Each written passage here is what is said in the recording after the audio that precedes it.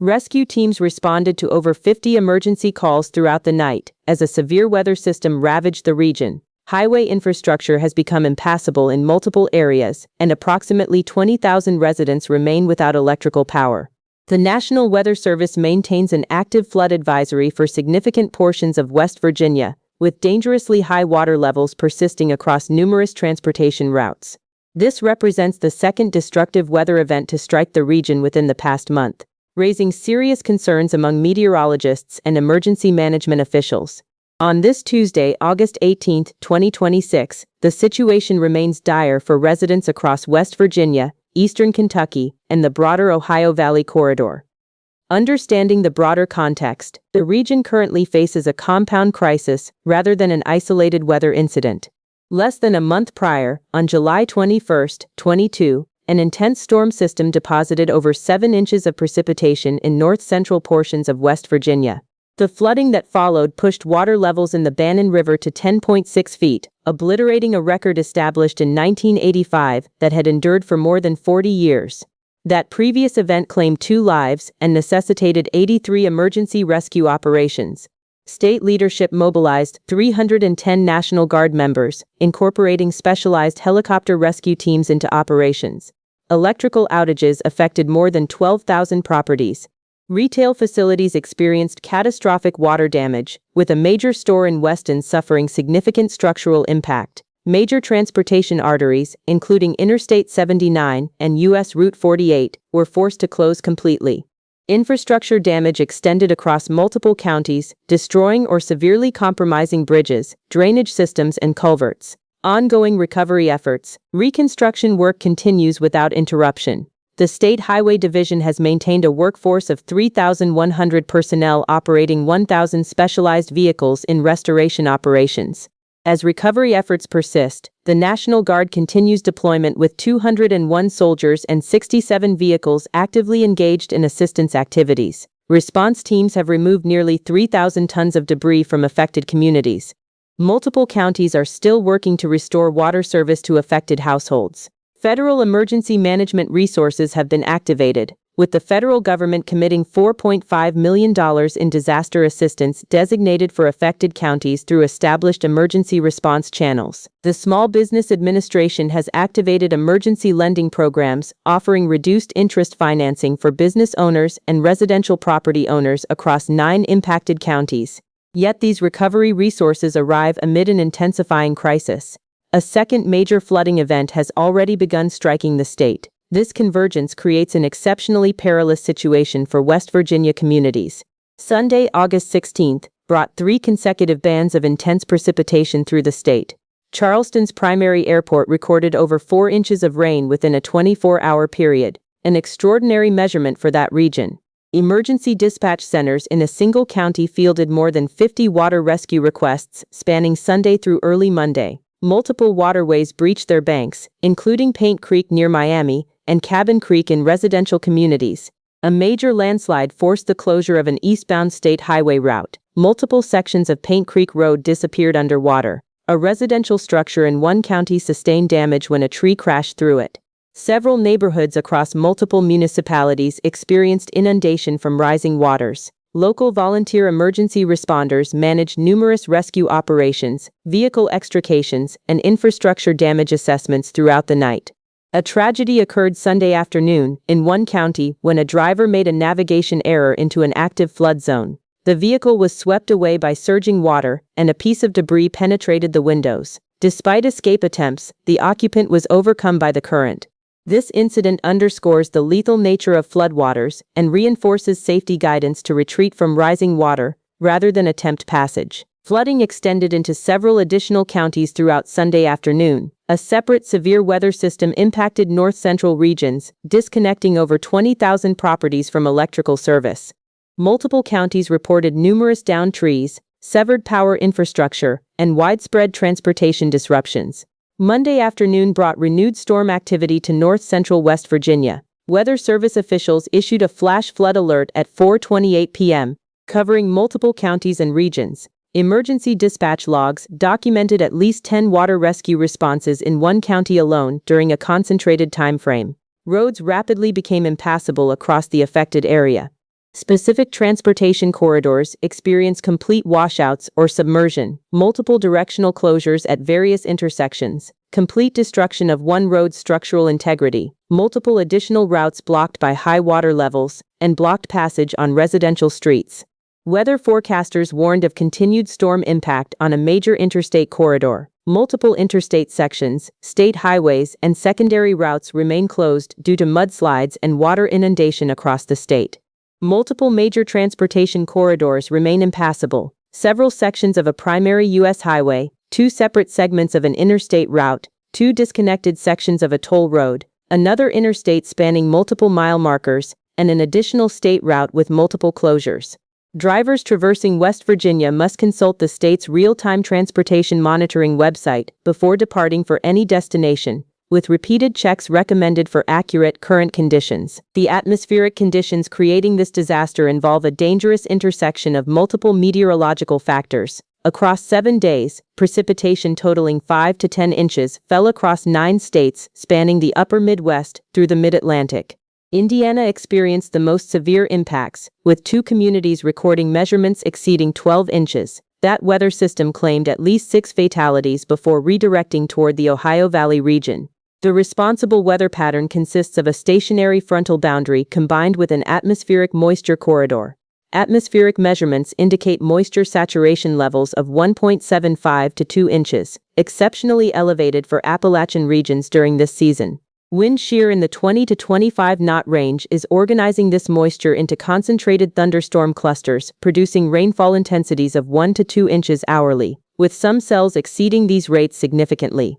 The critical metric explaining the disaster is the flash flood guidance measurement, the precipitation threshold required to initiate flash flooding at specific locations. During typical summer conditions, West Virginia requires 2 to 3 inches over 3 hours. Currently, that threshold has diminished to 0.75, 1.5 inches over the same time frame, a reduction by half or greater. Storms delivering 2 inches per hour against soil, requiring only 0.75 inches to flood, create instantaneous catastrophic conditions. This lowered threshold stems from soil moisture saturation at the 95th percentile, exceeding conditions in 95% of historical records for this time period. Ground moisture content has reached maximum capacity. Additional precipitation cannot penetrate and instead flows directly across the surface. Appalachian topography exacerbates flooding consequences. Steep ridgelines create narrow valleys where water concentrates with tremendous velocity and force. Communities, infrastructure, rail lines, and commercial operations occupy these confined river corridors, offering no escape routes when streams rise. Water inundates entire settlements within minutes. National weather forecasting agencies have issued explicit warnings. The National Weather Prediction Center designated the Ohio Valley and Central Appalachian regions, including West Virginia, at elevated risk for excessive rainfall. Predictive models with high confidence indicate flash flooding will exceed historical thresholds, particularly in vulnerable zones. National climate research published in 2023 specifically identified Appalachian states as regions experiencing intensifying flood risks from extreme precipitation events. Historical records document this pattern. A 1985 event killed 47 residents statewide. A 2016 disaster caused 23 fatalities and $1.1 billion in destruction. A 2022 event claimed 39 lives across the tri-state region. August 2026 already ranks among the most destructive years on record. As atmospheric warming intensifies storm moisture content and rainfall rates, Appalachian communities face escalating hazard exposure. Approximately 1/4 of essential emergency facilities, including fire stations, throughout West Virginia, face inundation risk according to state assessments. This infrastructure deficit severely constrains response capabilities during active disasters. The southern portion of the state absorbed the most severe Sunday impacts, particularly in communities including Beckley, Oak Hill, Montgomery, Chesapeake, and Marmet. The fatality documented earlier occurred in this region. Major transportation arteries experienced significant water intrusion, including state and interstate routes alongside a toll corridor. Regional weather forecasters issued hazardous condition outlooks for this area. A temporary reprieve appeared forecast for August 18, with reduced probability of widespread severe conditions. However, this represents only a brief window before subsequent storm activity. Ground saturation levels remain critically high, meaning isolated thunderstorm development could still generate localized flash flooding, with minimal advance warning. The Greater Charleston metropolitan area sustained substantial damage Sunday. The primary airport recorded over 4 inches of precipitation. Emergency services responded to 50-plus rescue calls. Western neighborhoods experienced severe residential inundation. Monday morning revealed widespread property damage, with residents extracting mud and debris from flooded homes. Current conditions maintain a flood watch status, indicating persistent potential for rapid water rise.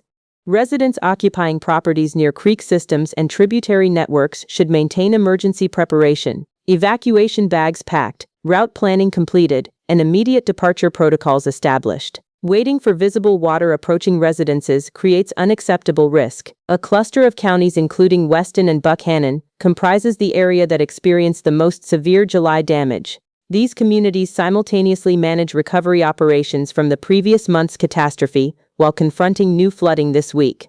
Debris removal from July's event continues as water service restoration efforts proceed. Bottled water distribution and public health support remained necessary through the weekend.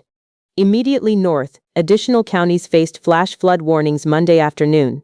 Emergency dispatch centers logged numerous rescue responses during afternoon and evening hours. A critical north-south transportation corridor through this region continues experiencing closures and water damage.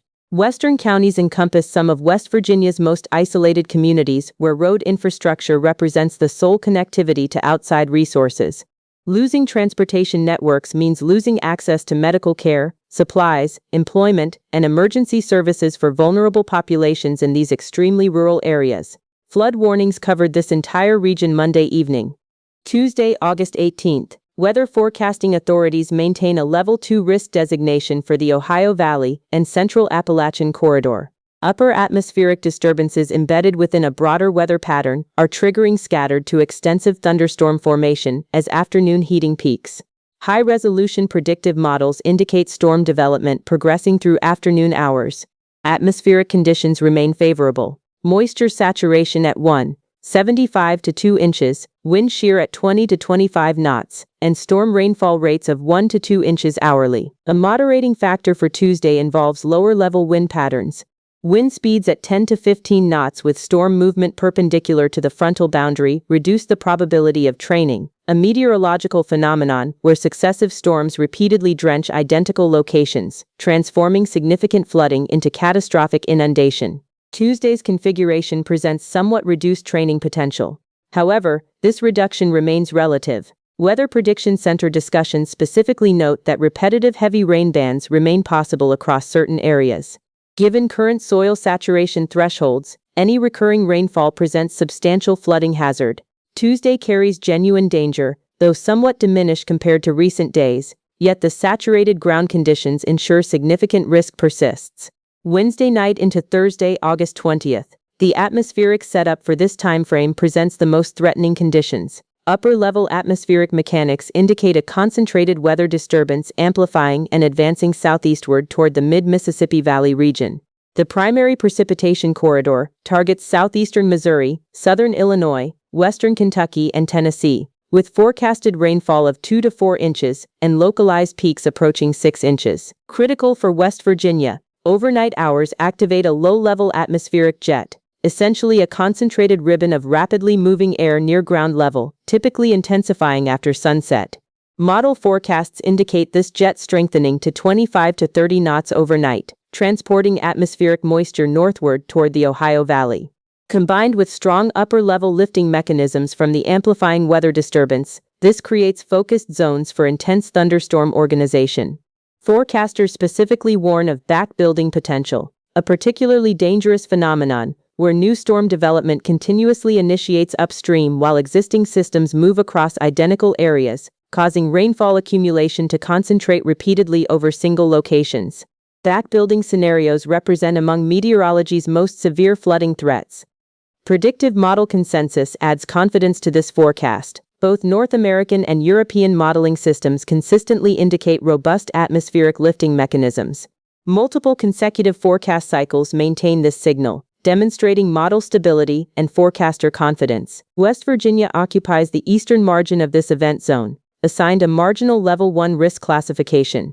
Yet Weather Prediction Center technical documentation specifically emphasizes critical factors: soil moisture anomalies approaching the 95th percentile across extensive areas, combined with slow-moving storm systems along the frontal boundary, create conditions entirely sufficient for significant flooding across western Virginia territories. Weather Prediction Center communications emphasize this region maintains heightened sensitivity with potential for risk level upgrades if forecast models adjust. During typical years, marginal risk classifications might produce minor drainage issues.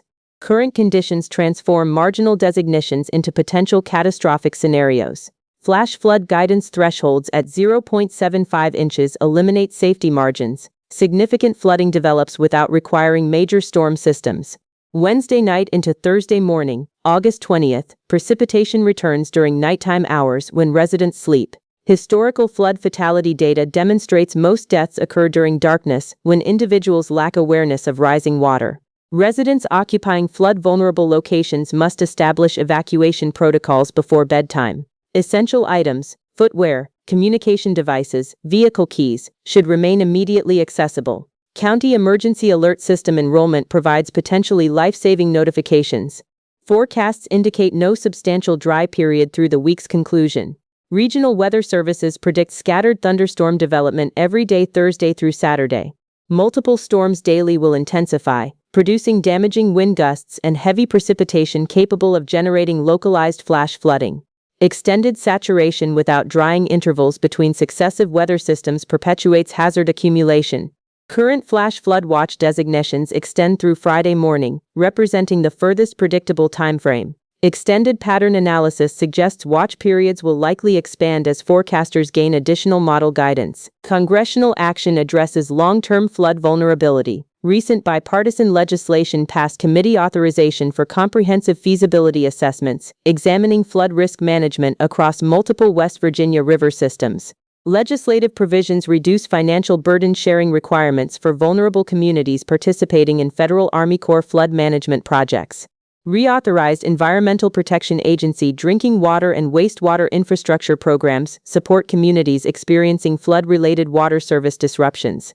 Acknowledging these represent long-term solutions, state and federal officials recognize immediate assistance needs.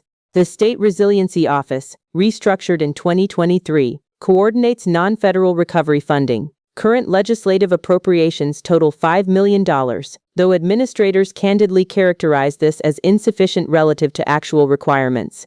Emerging proposals contemplate directing up to 65% of annual state budget surpluses toward flood resilience infrastructure. Legislative priorities include modernized early warning systems capable of delivering timely alerts enabling community response.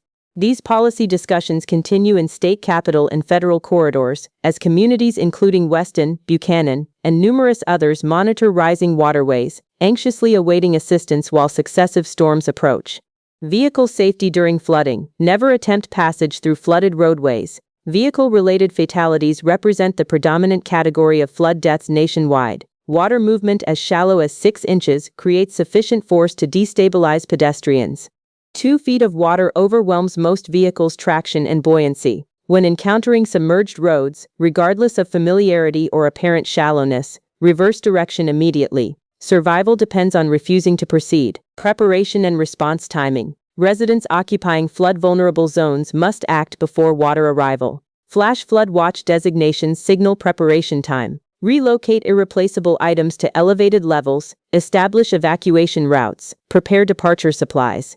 Flash flood warnings indicate imminent or active flooding, the signal to evacuate immediately. Damage documentation. Residents sustaining property damage from July or August flooding events must compile thorough documentation. Photograph all damage comprehensively, retain receipts and invoices for repairs and replacement items, and register damage through the State Emergency Management Division's Disaster Assessment Portal. This registration creates eligibility for federal individual assistance programs. Charitable response coordination. Assistance resources reach victims most effectively through established disaster response organizations. Official volunteer coordination networks maintain dedicated hotlines directing donations and volunteer labor to areas experiencing greatest need, including ongoing operations across multiple counties. Real-time information resources, state transportation conditions, WV 511. Org provides real-time road status updates, weather service reporting. Contact designated emergency weather service numbers only when safe to do so. County emergency alerts. Enrollment in county emergency notification systems provides critical flood warnings.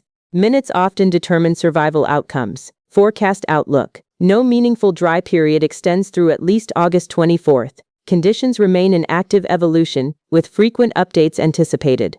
Residents throughout West Virginia and the broader Ohio Valley should maintain constant connection with local National Weather Service offices and official emergency communications channels. Vigilance and preparedness represent essential survival strategies during this extended crisis period.